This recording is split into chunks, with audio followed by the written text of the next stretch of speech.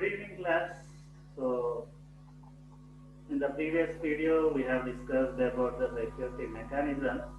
So, in this video, we are going to see the next concept, which is considered as model of security network security.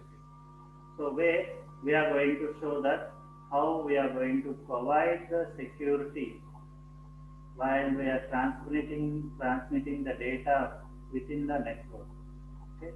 So if you see this diagram we consider as model of security network where the user will transfer the data. So user is going to type the message here. Once he types the message, he is going to send the message to a security related transformation. So which is we called as encryption. Security related transmission is what we are going to use the encryption. So before performing the encryption, what the user has to do is user has to get the information from the trusted third party.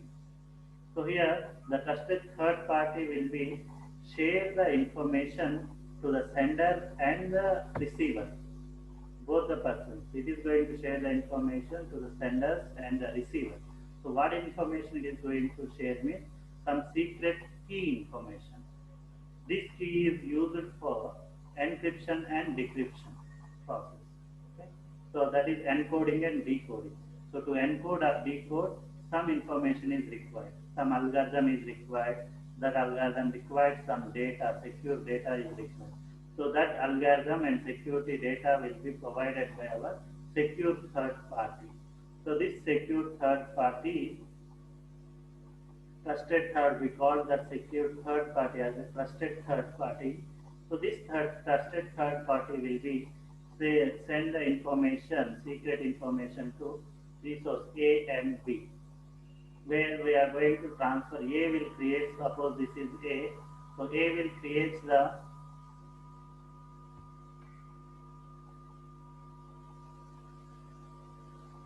so it is A, so A will create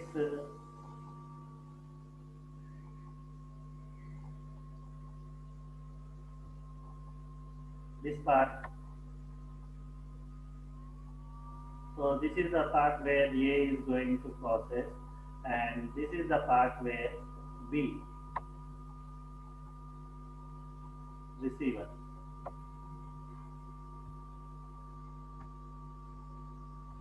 So assume that this one is A.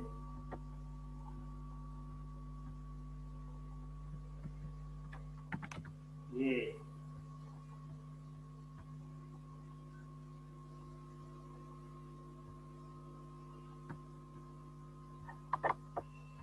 And this one is B. So now, if A want to send a message to B, what A will do? First, A is going to create the message. Okay. So A is going to create a message. He will type a message. Once he types the message is in the readable format. Readable format means what? It is in a English word. Okay. So words will be English and anyone can read that particular message. That readable format message will be sent to a particular security related transformation. So here security related transformation means what? In the security mechanisms we have discussed about the encipherment. So here the encipherment is the security related transformation. So encipherment means we said that any mathematical algorithm which will be encode our message. So to perform this encipherment, we require a secret information which we call as a key, secret key. So once you enter the secret key and message to this encipherment, your secure message will be generated. So this secure message is in the encoded format. Encoded format means no one can read that particular information. The information will be completely in the jumbled or symbols format. So others cannot be read that particular, no one can read that particular information. In that format we are going to prepare the message which is called secure information, which will be transferred through the internet. Within the internet we are going to have the information channel. So where this information channel data will be transferred. So where we are going to have the opponent means attacker. So attacker will have the chance to attack this particular network.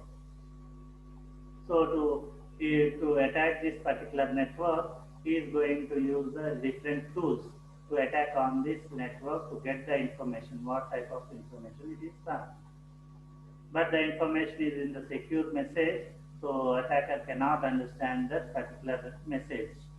Then receiver B will, at the end of the receiver B, he is going to receive the message which is in the encoded format. Once again, he will transmit that encoded format message into the mathematical expression, that is our encipherment. Here we call as decipherment. Okay? So in the decipherment, same secret, whatever the secret information used by the A, same secret information if B is able to use, then he can decode the particular message. So this message can be readable by B now. So this is called your model for network security. So where we are going to perform these operations. Mainly to perform these operations, we require the encipherment and decipherment concept. The next,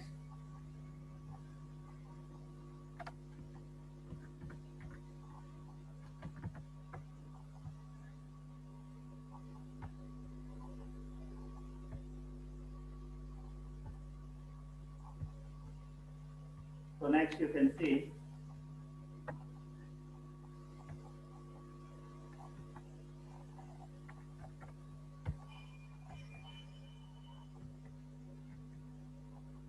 so steps. What are the steps? What is the things we needed to perform this network security operations? Mean first we require an algorithm which we call as security transmission. So these algorithms we consider as encryption algorithms. Generally we call as encryption algorithms. So whatever the encryption algorithm we used in the encoding, the same encryption algorithm should be used in the decoding also. And we should generate a secret key. So generally third party will generate a secret key which should be used by the algorithms. So same secret information should be used by the both the things. So used by this information has to be shared or distributed to the particular sender and receiver. So both the parties has to get that particular secret information, that is secret key. Then only we can perform this transmission securely. And we should use a specific protocol. As I told you that we are having a secure channel. In the diagram we have seen a secure channel. So this secure channel can be established by using specific protocols, whether we can use TCP/IP protocol or internet protocol to perform this secure channel. Okay. So these are the information which we are going to require to perform the network security. The next version of the network model is we can protect our system from different kind of attacks which can be performed by the network. Okay. So if our internet system is connected to the internet, from the internet the attackers try to attack our system. To provide the security to the particular computer system, we can have this new model of information security, network access security.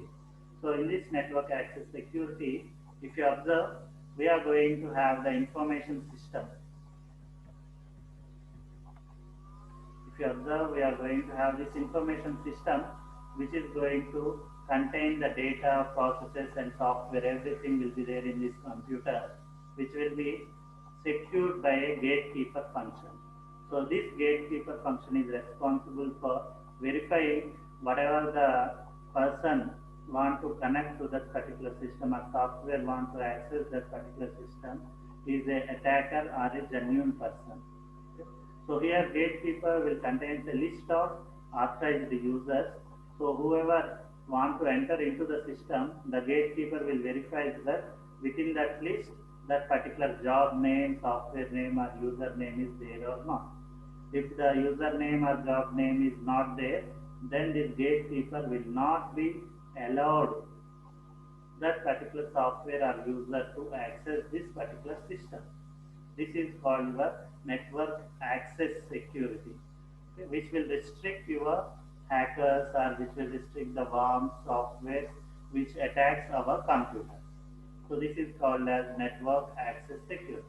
In this network access security, the second level security is also there, where the second level security we are going to have internal security control.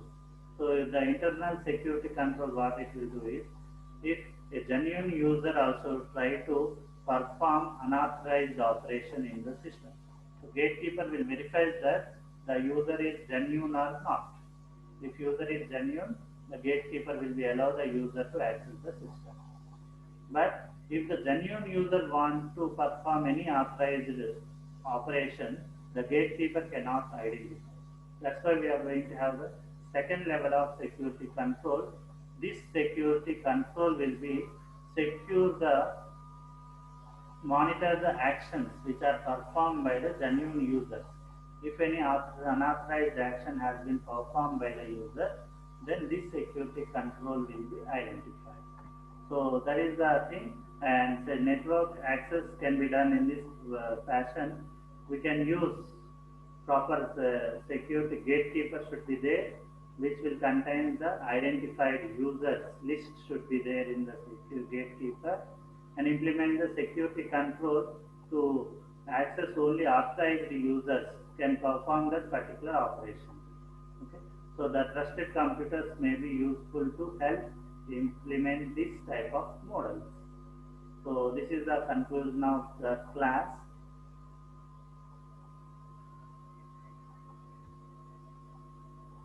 So we'll discuss the remaining part in the next class.